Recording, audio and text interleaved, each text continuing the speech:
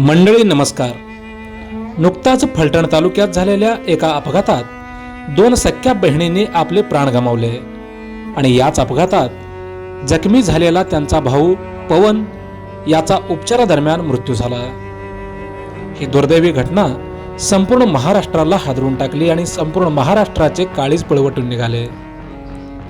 आपल्या मामाकडे आणि आपल्या मामाच्या गावाला मोठ्या आनंदात निघालेल्या तीनही चिमुकल्यांचा दुर्दैवी अंत झाला आणि बोराडे कुटुंबावर दुःखाचा डोंगर कोसळला. नियतीने घातलेला घाला किती क्रूर असू शकतो याचा एक अत्यंत वेदनादायी प्रत्यय फलटण तालुक्यातील मुरुम गावात पाहायला मिळाला.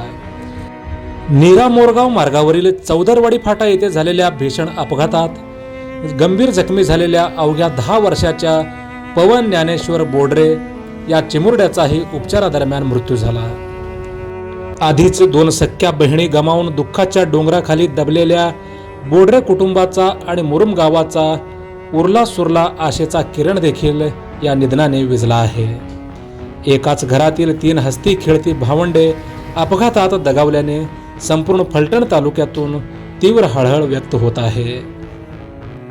मामाच्या गावी जाण्याचा आनंदाचा प्रवास हा अखेरचा ठरला.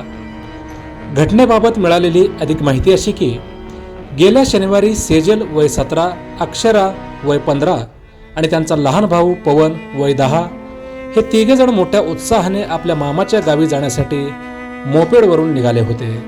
या निरागस बालमनाला मामाच्या गावी जाण्याचा आणि सुट्ट्या घालवण्याचा मोठा आनंद होता.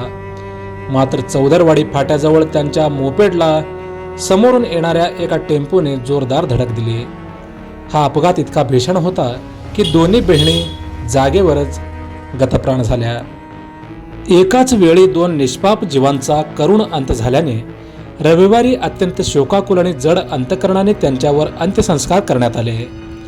संपूर्ण मुरुम गाव या दुःखातून सावरलेही नव्हते तोच दुसरा मोठा धक्का बसला. लहानग्या पवनची मृत्यूशी झुंज अपयशी ठरली. या काळजाचा थरकाप उडवणाऱ्या अपघातात 10 वर्षाचा पवन गंभीर जखमी झाला होता. बहिणीच्या मृत्यूची बातमी माहीत नसलेला हा लहानगा पुण्यात मृत्यूशी झुंज देत होता. त्याला वाचवण्यासाठी डॉक्टरांनी शर्थीचे प्रयत्न केले तर मुरुम गावातील प्रत्येकाचे हात देवाकडे प्रार्थना करत होते. सुरुवातीला बारामती आणि नंतर पुण्यातील रुग्णालयात त्याच्यावर उपचार सुरू होते. मात्र काळाला काही वेगळेच मंजूर होते. नियती फार क्रूर आहे मंडळी. अखेर मंगळवारी उपचारादरम्यान पवनची प्राणज्योत मावळली. एकाच घरातून अवघ्या काही दिवसांच्या अंतराने 3 सख्या भावंडांचे मृतदेह बाहेर पडणे यापेक्षा मोठे दुःख पालकांसाठी आणि समाजासाठी असूच शकत नाही. सेजल, अक्षरा आणि आता पवन यांच्या जाण्याने बोडरे कुटुंबावर दुःखाचा डोंगर कोसळला आहे. त्यांच्या घरची हसती खेळती बाग उजाड झाली आहे.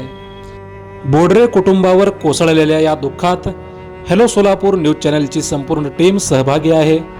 बोडरे कुटुंबाला या दुःखातून सावरण्याची शक्ती स्वामी महाराज देवोत हीच प्रार्थना.